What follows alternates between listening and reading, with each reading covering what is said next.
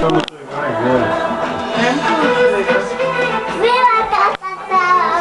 тортата, бе? Там ще направи малко. Къде тортата? Там в края. Я бе, сега кой ще духне? Кой ще духа?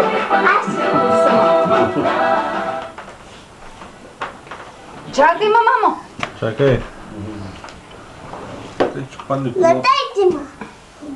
Уй, сега че вижда колко използва майка. Не е Саш. Удова Саш. Айде сега. Много журналист станаха. Духа бе, целува. Браво! Браво! Браво на детето. Още ли искаш? Да, един път ги запали. От втория, но този път по-силно. Те се запалиха сами.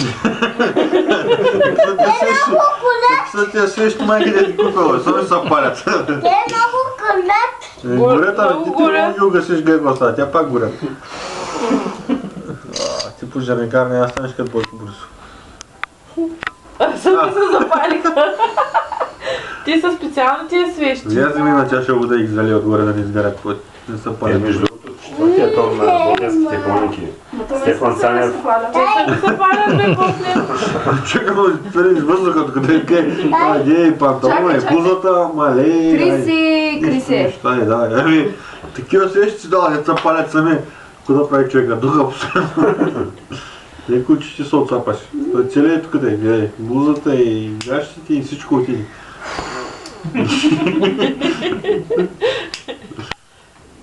Те свещи са такива самозапалващи. Да. Те са цели. Айде, пак почва да горися. Оп! Тухай! Тухай! Тя И стана сега пак се запали. Чека от напълни, отцапа и блузата. Виж, Коста. Що си купила такива свещи сега, дет не са огасят? Не да знам, че са такива. Човека се напълна, той ще... Той пак като си Няма удари, вече. чакай, че аз отцапах Още майка. искаш ли фан? Да. Стига, не ги натискай сега. Много смешно. Дай. Всичко ти мънчи. Всичко ти мънче, виж обаче. И сега се запаля у нас първата така и коста. Каш. Те свещи са специални. Да. Да, но ти не гаси. На градината всичките те ще напада уша. Че сладък.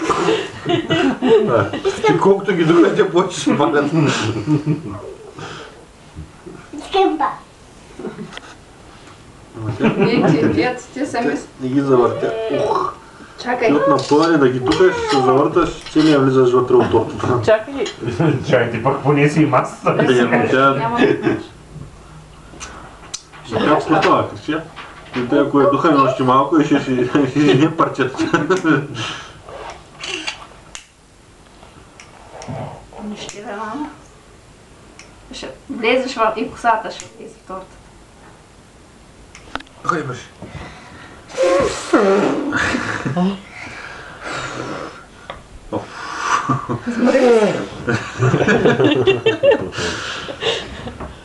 Запали ли се нещо? А? Първата тръгва. Опуши ми талана.